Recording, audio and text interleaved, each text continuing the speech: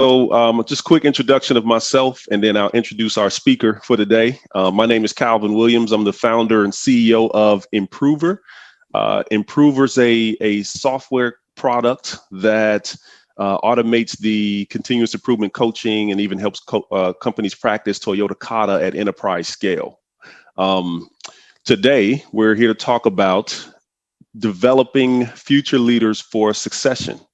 And key concepts that we'll hit include, providing folks a framework that they can grow within so that as they sort of ascend within the company, they have the problem solving skills, they have the leadership skills, they have the communication skills, they have the ability to, work in environments that are constantly changing and unpredictable, and just have the capability to navigate through those types of environments, as opposed to, traditional, which is like, train and throw folks out there and see if they sink or swim. There are some companies that are really incorporating some great practices around driving and developing leaders and preparing them for roles of greater responsibility. So with that said, let's take a quick look at the agenda for today. We'll do a quick introduction. And that's part of what we're doing here. We'll let Mike give his presentation. I'll introduce him, Mike Wargocki, in a second here. He's going to talk for 15 to 20 minutes. Mike and I will have a quick dialogue. Got some questions. We'll kind of dive into what he talks about and do a little quick Q&A there. Be a good transition period. And we'll take 10 minutes to do a Improver use case, kind of explain how Improver works and how Improver can actually help to facilitate and administer some of the concepts that Mike will introduce. And then in the end, we'll leave a little time for Q&A before we close out. So without further ado, I would love to introduce my good friend and board member of Improver, actually customer advisory board member, Mr. Mike Wargocki. Mike, thank you so much for joining us.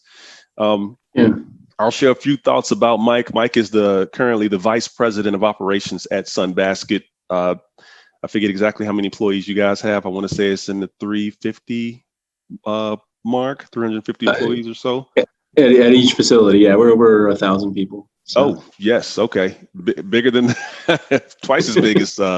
Okay, good. Yeah. But yeah, Mike has been a great friend of mine and advisor and other things as well. He's a University of Notre Dame guy, so you can take that for what it's worth. But he's got 22 years experience in food manufacturing leadership, former VP of Ops at Del Monaco Foods, and former director of operations and quality at Penfort Food Ingredients. And on his spare time, as he has so much of, I'm sure. Again, he serves as a advisor on our customer board advisors, and he also is assistant scout master for the Boy Scouts of America. So, Mike, did I miss anything key? I'm sure there's a lot of gaps that I may have left in there, but did you want to add anything to that? No, that's a good highlight reel, I guess. Good. So, no, I've been in the food game for a while and seen a lot of different process improvement approaches attacking. So this has been fun. Excellent. Full disclosure, Mike and his team are using the Improver software and accelerator program to drive some of the concepts that we'll talk about today. So, but I'll let Mike sort of take over from here and share his thoughts. Okay. Do you want me to share my my screen for the presentation here, Calvin? Yes, I think you have control over it now. Okay. Sorry. Let me make sure I got that up.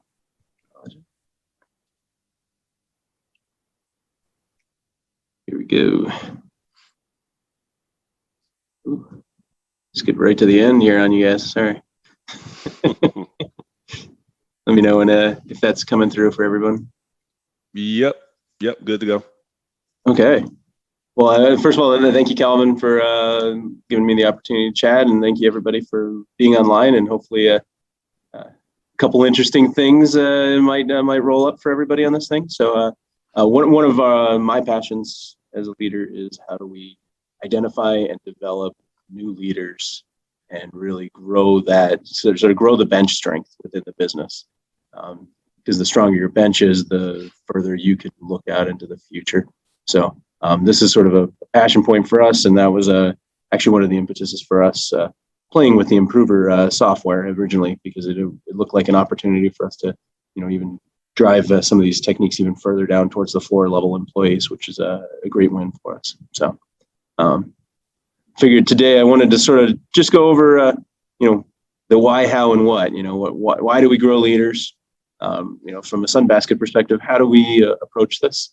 And how do we approach this process improvement? And then why are those two things tied together within there? So what does process improvement need and do with the development of leaders?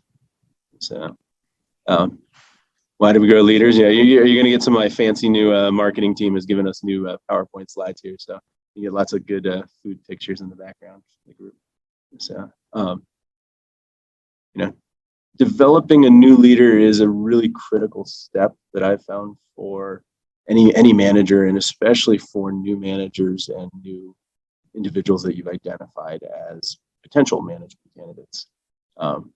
There's that line for individuals where you become, are you just a really, really talented doer, a technical expert, or are you a planner? Are you a leader of the team? And there's paths there for everyone. But it's how do you find that set up?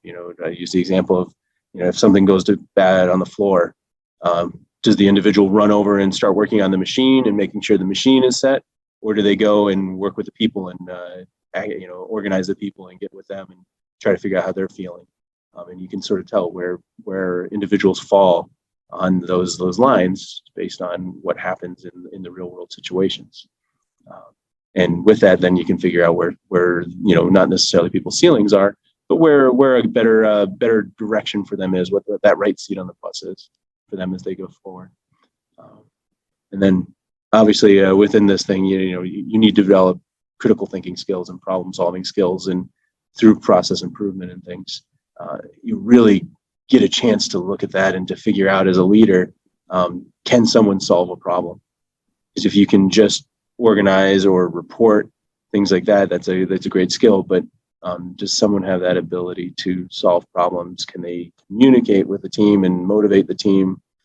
Are they open to new ideas? That's always an interesting one. Can someone get beyond where they were sort of the super subject matter expert to being a know enough in an area to succeed and to help drive the team, but not have to be the smartest in the room at all times, and let your team actually take control and run and be good with that, not feel threatened by that.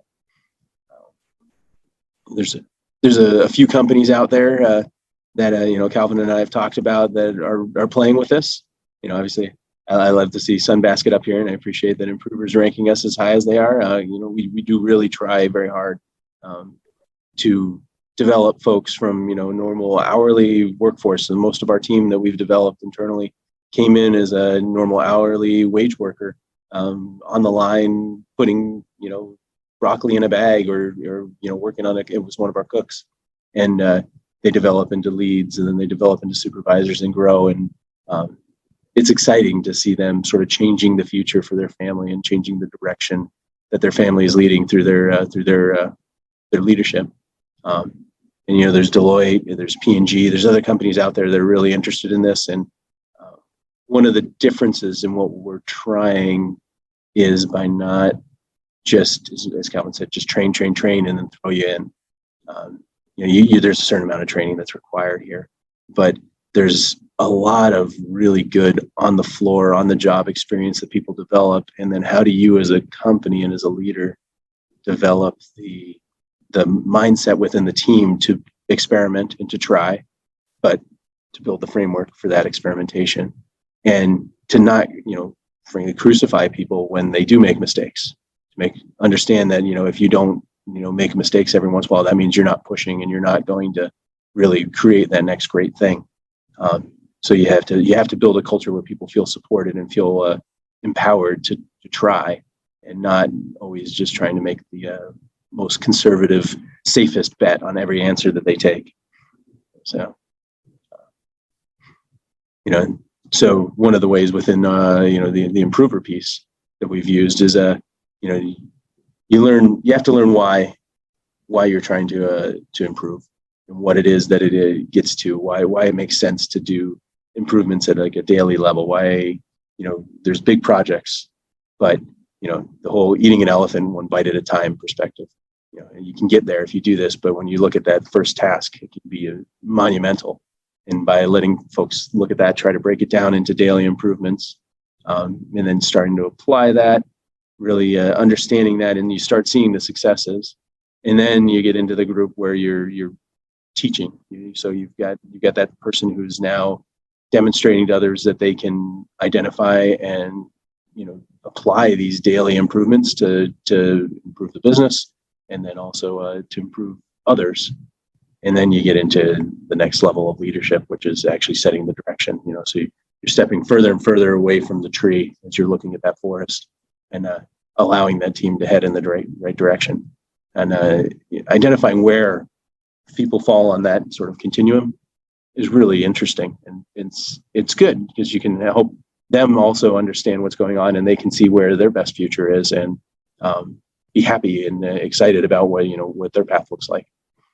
So, the other sides of this, from why we need to develop leaders, you need to build a culture where a lot of diversity in ideas is great. You can't be in a world where people are constantly arguing with each other. So you have to set the ground rules, and people have to understand why you want to come up with diverse ideas. And if you have a group that all is in line and everybody thinks the same way, everybody's going for things, you can be super efficient. No doubt that you can build an incredibly efficient team that rips through things and doesn't have problems, and they agree upon setups. But the problem is, once you get to an idea that's outside of that group's, sort of their lane, can the team actually recover and get there? So I've always found that when you have these ideas that are sort of challenged, and you get people coming in with sort of crazy left field approaches in the middle of things, you end up coming to a way better idea. And when everybody in the group always agrees on things, that's not necessarily the way you want to be. You want to try to encourage everybody's ideas in there in a productive and respectful way when people disagree with each other. And then, of course, you get empowerment. Any of these things. How do you, if you empower the team to lead, and you make them there, they empower their employees to get better. And then the leads empower the hourly folks. And the hourly folks empower the brand new trainees. So it's I always like this quote. Leaders become great not because of their power, but because of their ability to empower others. If you always have to be the answer, if you always have to be the one in the room that is the go-to for every question, there's only so far that model can go. You have to be able to build and trust a team that's going to make the right decisions. Maybe not the decision always that you would make, but you're not surprised to see how many times their decision, while not exactly yours, is even better than the one you would have come to when you've really truly empowered the team and they understand the goal. That's a key point here. They have to understand where we want to be. So, so from a Sunbasket perspective, how do we make process improvements? We have to figure out that goal. So what are our quality, safety, financial metrics that we're looking for? And I do say that I'm putting those things in an order there. Obviously, my investors and things like that, financial is the first thing on their place. But if we don't nail down that quality and just blow the customer's mind each week, and if I can't guarantee that my team is showing up with 10 fingers and 10 toes and that's how they're leaving, and there's not a way that they could potentially be getting a long-term injury from helping us put food in a box, then that doesn't matter. So you gotta start with the quality and the safety, and then obviously those will roll into good financial success and metrics. But you have to identify that goal, identify what that metric is, and start seeing, what are the things that we think relate to that, and then we start by collecting data. And that's sort of the fun part here, is the scientific approach.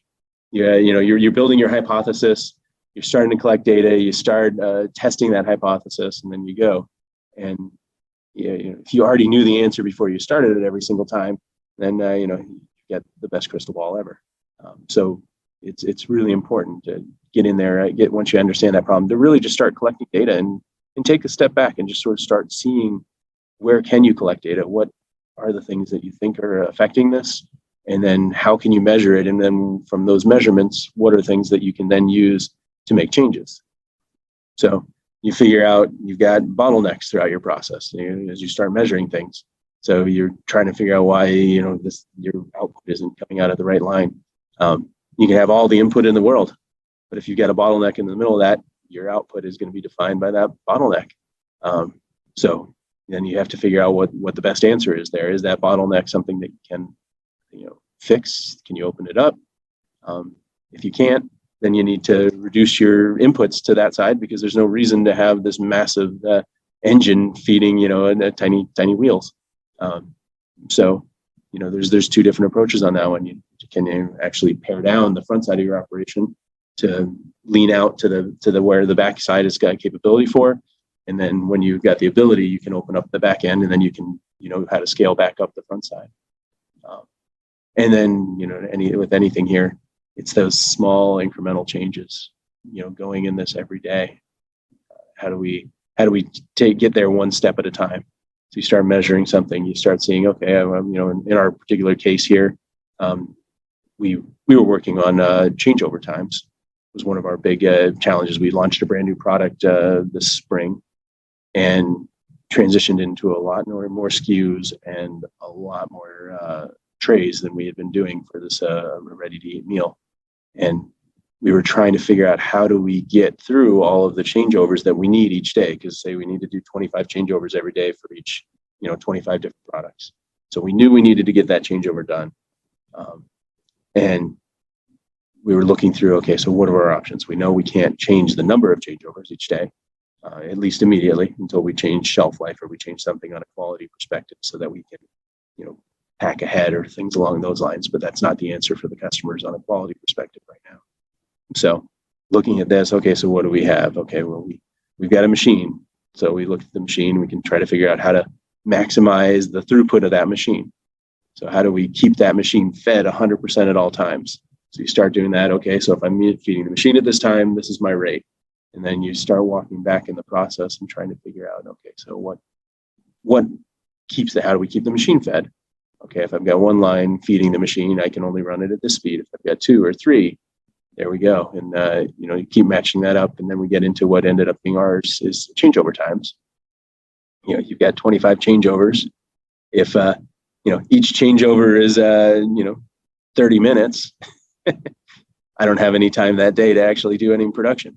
If you get it down to 10 minutes, now it's 250 minutes. Hey, but that's still, it's, 4 hours, 6 hours a day that we lose. So, so how do we get that down, and how do we design the lines and design the process to take the changeovers down?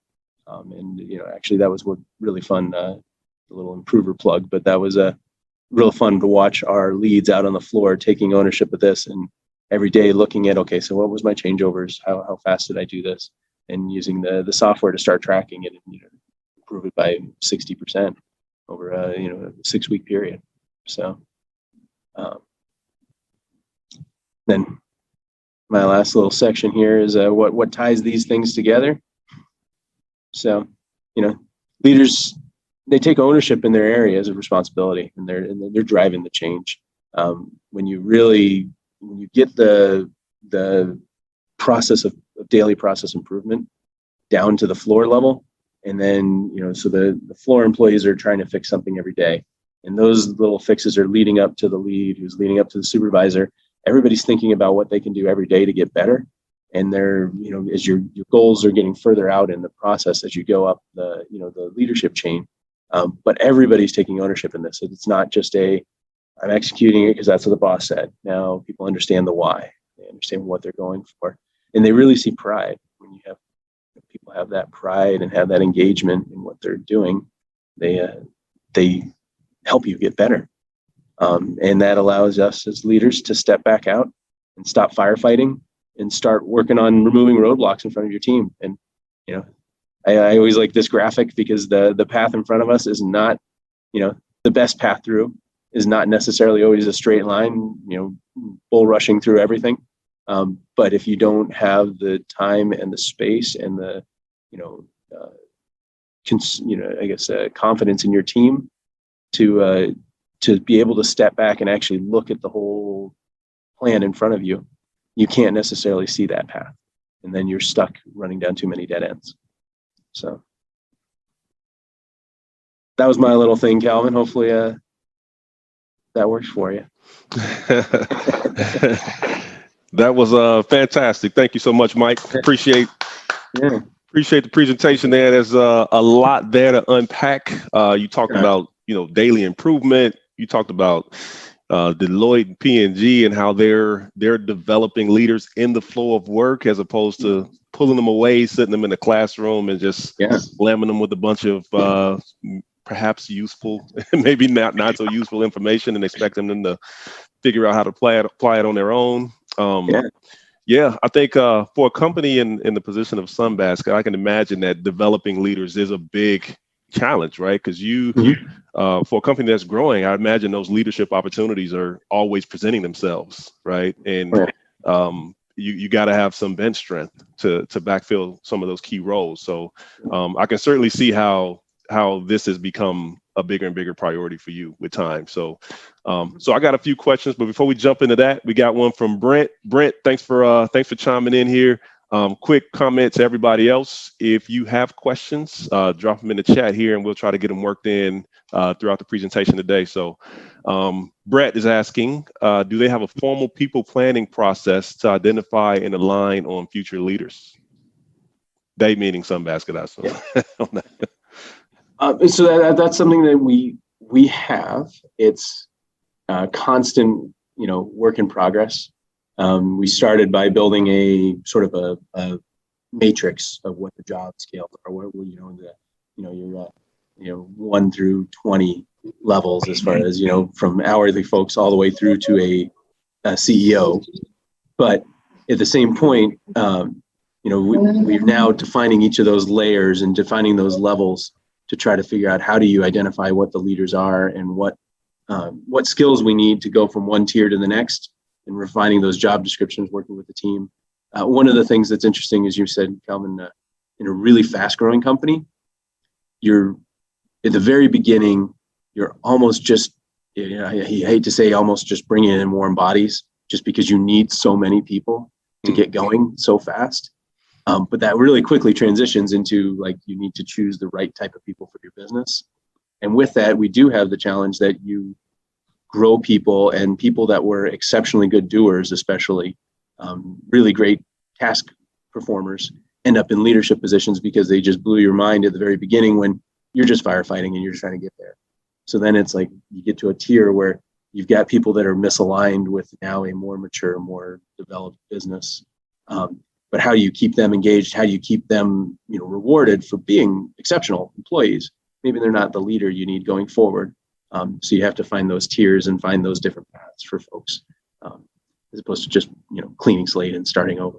So, man, it's really fascinating.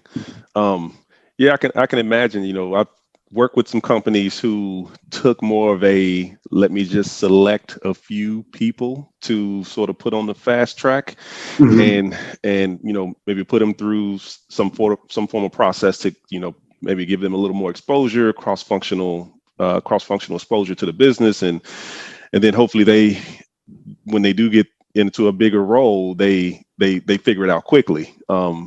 Which, I think that's sort of the traditional, that's like the default, way of approaching it. Seems like now you guys with the learn, do, teach, transform model, you're able to sort of pull more people onto the fast track and almost let them problem solve their way to success, as opposed to just sort of handpicking certain individuals. You kind of got a framework that everybody can sort of prove themselves in and demonstrate that capability before they get into the role where they need it. So, I would agree. Yeah. I mean, that's always one of the things we've done it before. One of my places, we had our artisan leadership program. Yeah. very cool thing where we were identifying future leaders and bringing them out and doing a special leadership class with them, and some amazing things that we did in there. But one of the challenges was then you'd get out of this class, and if you didn't have a clear path for them into a leadership role, now you've got 12 people that you've trained for the potential of 1 or 2 leadership roles that are showing up in the next little bit. Are they competing against each other for this, all that? Whereas right now, what we're attempting to do is really empower everybody down to the hourly worker, to the first time guy on the floor, to really take ownership and run what they're doing, and allowing themselves to sort of set the stage for who defines the leader out of the floor. And then you get to a point where people are applying for supervisor positions and things like that, and the whole team is like applauding them when they get there, because they've set themselves up. The whole team knows who that next person coming in is, and it's not there it is.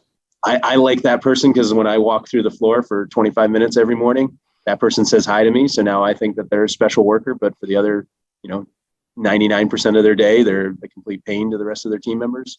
This is the team is selecting the leaders for themselves, which is self-selecting almost. Yeah, and it's just the concept of developing leaders and developing talent in the flow of work. I think is a powerful concept, right? Because you're sort of using those business critical deliverables and problems that you're facing as a company, and you're using those because I think it's intuitive for a lot of leaders to see a big problem and say and want to jump right in themselves, right? But I think it takes a certain level of maturity as a leader to kind of stay back and say, hey, this is a big problem and it's consequential for the business, but this is also a great development opportunity for this other person, right? Let me kind of let them take the wheel here and see how they handle it. And those problems exist at every level, right? So there's infinite problems to be solved. So you've got infinite development opportunities for people. So it's just a matter of being strategic about. Okay, cool. So I got a question for you here. Prior to your work here at Sunbasket, prior to developing the model you guys are using today, what were some of the greatest challenges to developing leaders that you identified? I think one of the biggest challenges for me, from a manufacturing world, where there's a lot of, it's identifying that individual who is an exceptional doer, just the best operator. They can run a dryer, they can run a cook line better than everybody else. And identifying that person who's just a really, really good doer, and a subject matter expert, if you want to call him, from that person who is passionate about, developing team members and working with people, and try to find those 2 tiers.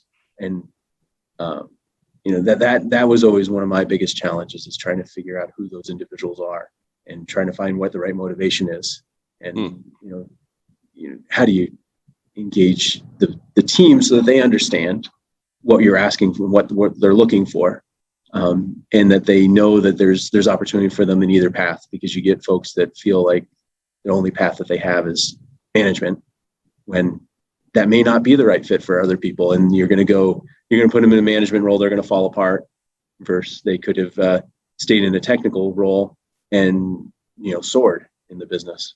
So it's interesting. Yeah, very cool. So you talked about, kind of the traditional approaches like train, sit them in a classroom, throw a bunch of information at them, see how much they can retain essentially. And perhaps when the situation arises, they can use some of what they learned. How did you transition away from that and decide that wasn't sufficient, right? You needed something more practical to really give leaders that edge? I think for us, our business was so dynamic and changing so much. There's a core amount of training that is absolutely critical, no matter what you do. There's basic safety principles. There's basic food handling things in my world, things that you got to train, no matter what. You need to make sure that those fundamentals are sitting in people's brains. But what we were finding is, our world is a mass of web of different diversities and different groups of people, different education levels, different, socioeconomic levels, and even different languages within the facility. And trying to build a training program that engages and tracks and, really satisfies those needs for all of that sort of diversity, really was challenging. And, but then pushing this and really allowing the team on the floor to start understanding, sort of the core goals that we needed. And these are the things that this is what we stand for. And then empowering the individual teams in there allowed those lines people to break through those lines. And, just because you speak Vietnamese, and you're struggling in learning English, doesn't mean that you couldn't be the best leader in the business. You just, you need time and the ability to show what you're capable of doing, and, while you're developing that English language skill, those kind of things. So it was a necessity for us to try to get there and to allow the team to succeed. Yeah. As you mentioned that, I think of PK, right? PK speaks, I know English is not his first language, and he's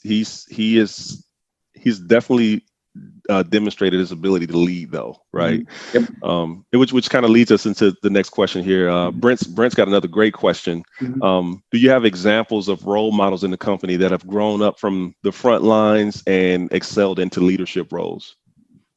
Yeah, I mean, that's actually one of our things we're the most proud of right now is I've got if I'll think of in my West Coast facility right now, we have, I think, 11 supervisors in the facility.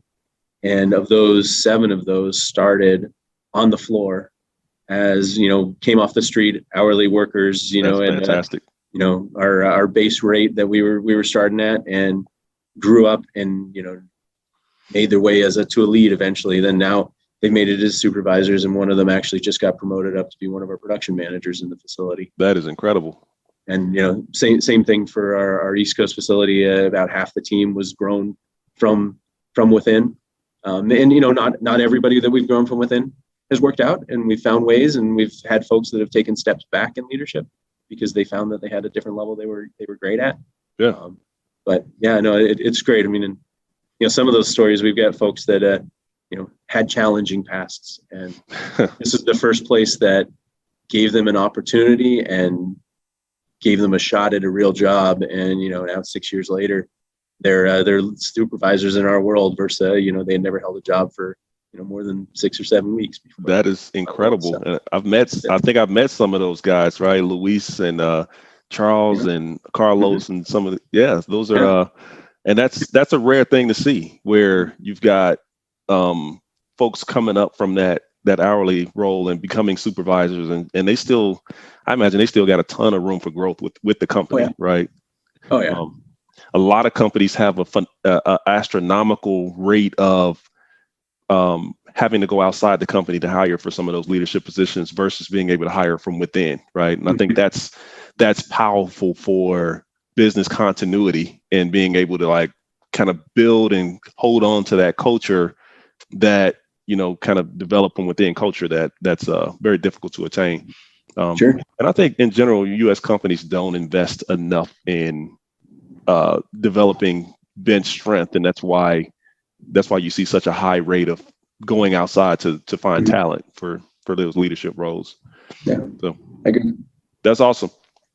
Okay, so you guys are doing something unique. You're connecting individual performance to business results, mm-hmm. right? And that's something that a lot of companies have a lot of data and metrics and things like that. They don't do a great job of connecting those metrics to names and faces, to where it's like, hey, if the metric is doing better, that's a good sign that person is a strong leader, versus if the metric is doing poorly and declining, that's also a reflection of that person's leadership. I think that's a leap forward in mm-hmm. Management strategy, I suppose. So what do you guys, how has that worked out for you? And, what's your key learnings from that experiment?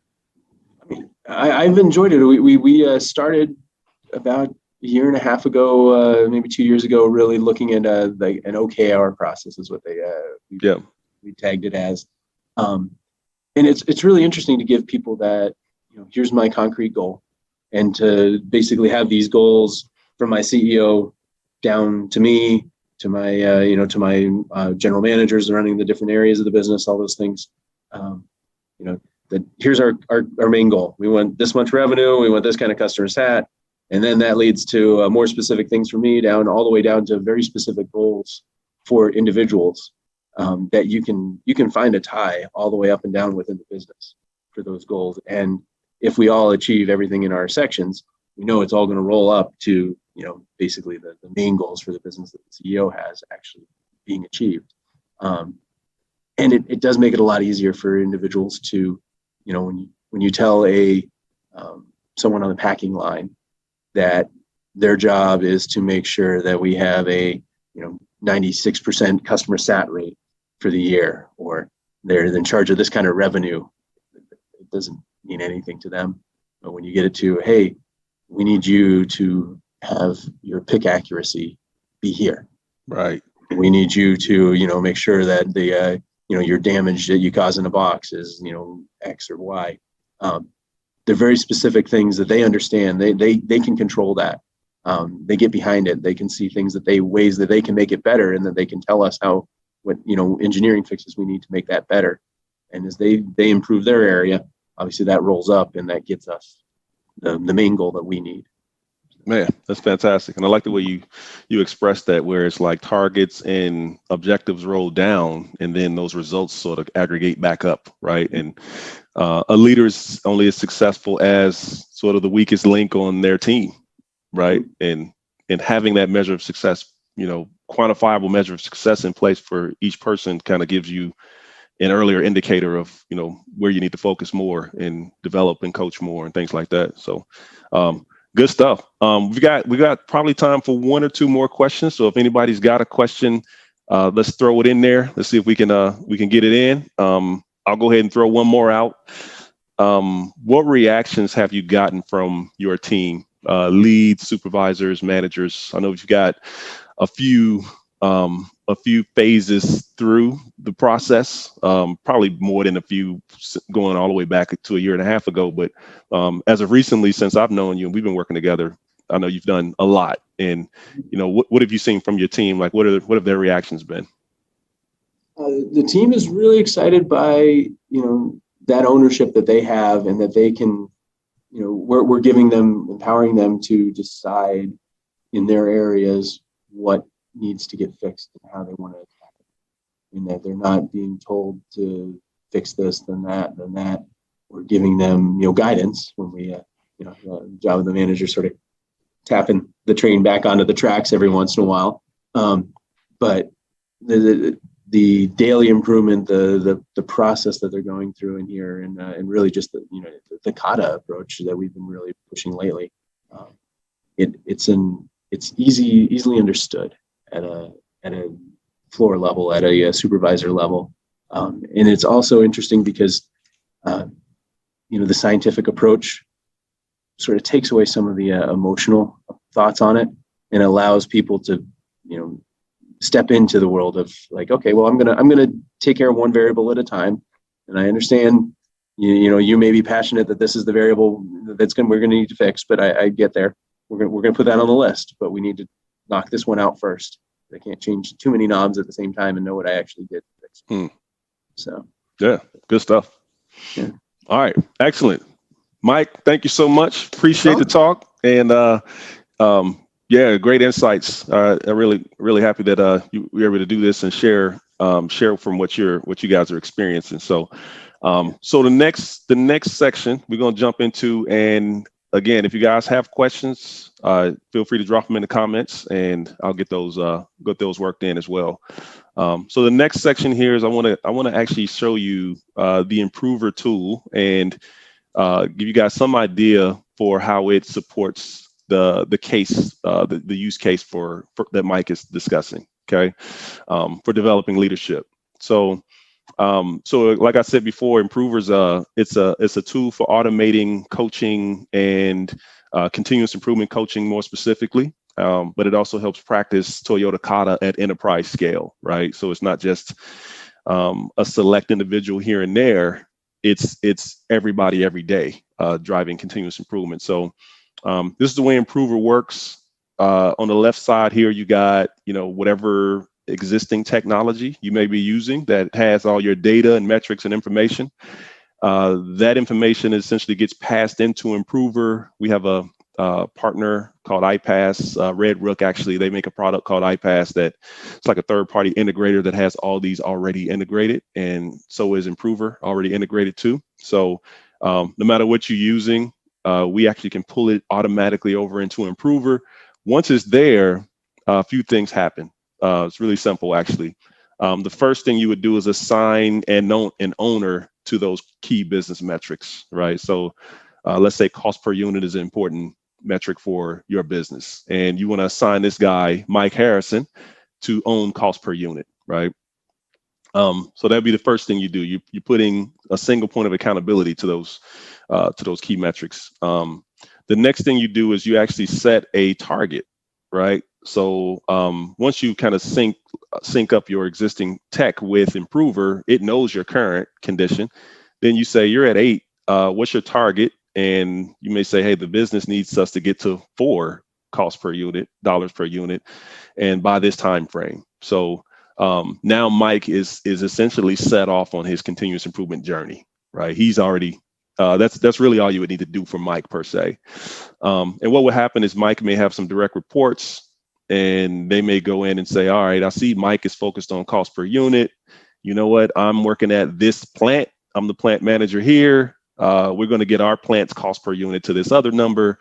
That would be the plant manager. The ops manager may go in and say, all right, I see that. Let me set my target, and then it just cascades down to supervisors, leads, and ultimately everybody, right? Because you're trying to get to everybody every day, really. So once that's done, you sort of set and you're going, right? The party is started, so to say. The last thing that happens here is Improvers just tracking and reporting performance by individual, right? And if everybody's hitting their numbers, then it's all good, right?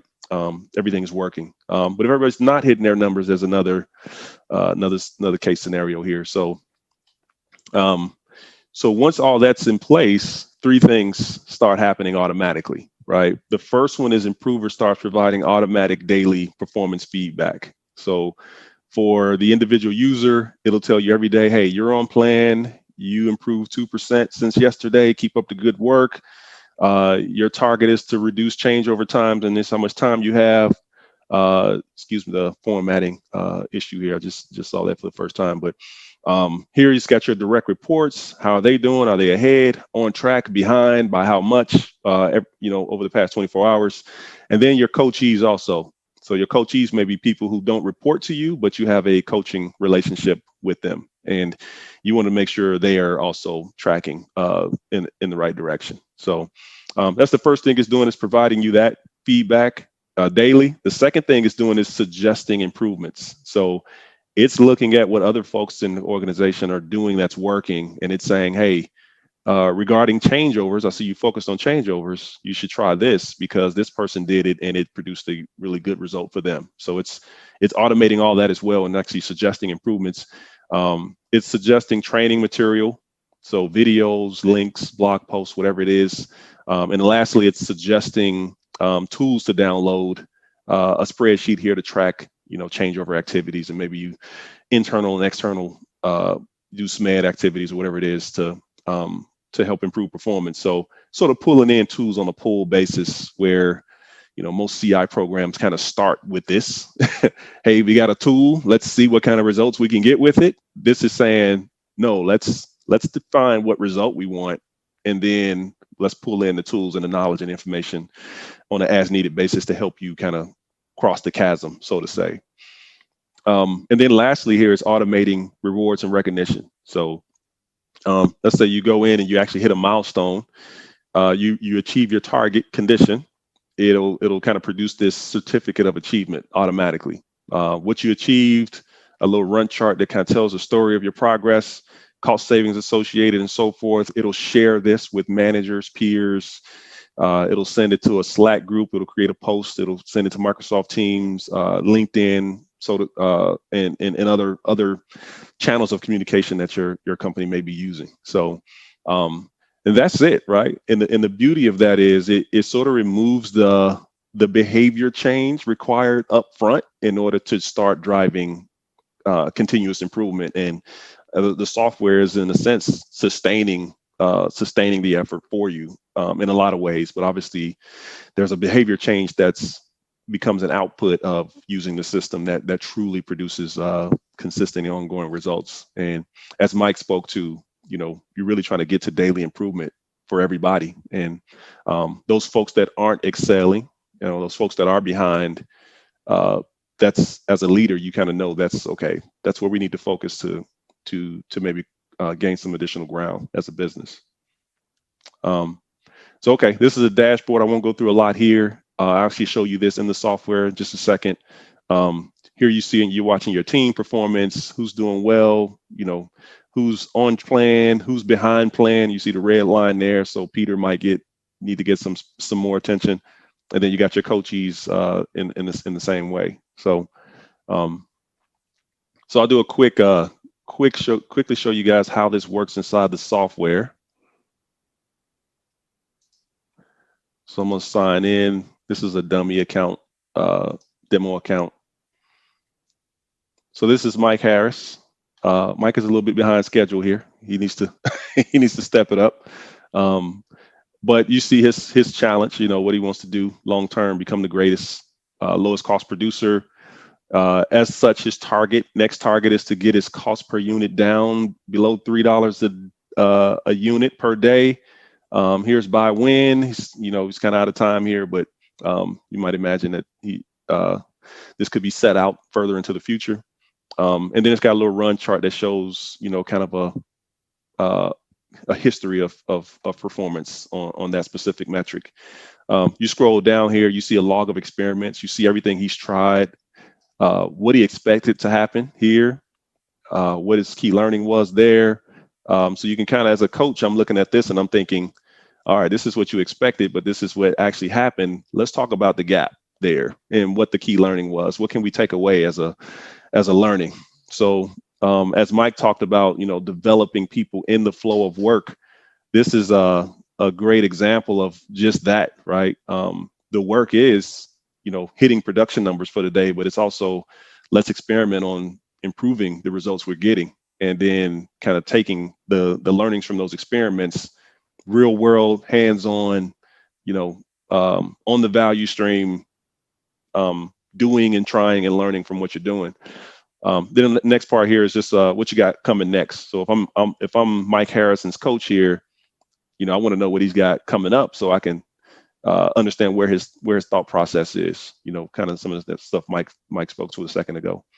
And then you got a list of results here, everything he's achieved over the time, what cost savings associated, has it been validated by a supervisor? This way you can kind of pressure test the savings claims and the improvement claims there. And, anytime there's a validation, it'll actually produce this tool here, which is a certificate, essentially an automated certificate of achievement that shows, kind of what the average was, what the target was, the improvement there, the cost savings, who the direct manager was. If they had a coach involved, it'll show the coach's profile as well. Log of experiments. So if I'm getting this in my email, I'm looking at this and thinking, oh, I'm focused on decreasing production costs. Also, here's a bunch of ideas I might try to affect the number that I'm working to drive. So that's how it shares best practices. Then you got team performance, coachee performance. You can click in here, and let's say I'm walking around with a tablet and I walk by Sam's station. I may pull up Sam's profile here and say, all right, Sam, what are you working on? What's your next target? What are you going to try next? What have you learned from what you've tried, and all that stuff too. So you're having that coaching and talent development conversation more frequently on the fly. and you're developing leadership, but you're also developing business results simultaneously, which both fall in your wheelhouse as a leader. So, so using the site is really, really simple and straightforward. You may have data streaming in automatically, again, from your existing data sources, but here's a quick example of how it works. Fully staffed up production lines, cost per unit goes to 2.5, 250. And what did I learn? The line works better when it's staffed. I hit next. I'm still working on this. I still got a ways to go, so no change. What am I going to do next? I'm going to 5S, inbound materials. You heard that ding. That's actually Improver coins. You actually earn coins for making improvements. And I expect that, everything will have its place. Helps when I can actually spell. So that's it, really, right? So you're just really logging your history of improvements. Go back to myself here. Okay, there we go. Logging your history of improvements, 5S inbound material. I can see that my last improvement, pull up, staff up lines is there. And again, this data can be automated, but it can be manual as well if automation is not an option for you. So so that's the tool. Let's go back to presentation here. You guys have any questions or would like to know anything else from me or Mike before we close out?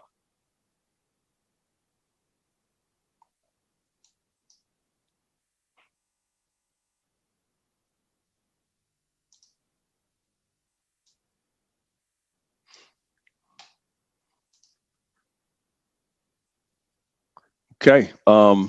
So if you want to get a hold of Mike, you can actually reach out to me, and I'll direct as appropriate. So you can find me on LinkedIn, Calvin L. Williams, but you can also find more about Improver and the technology and some case studies and other things, other great resources, learning materials at improver.com. That's IMPRUVER.com. Mike, thanks again for your incredible presentation. And everyone, thanks for coming.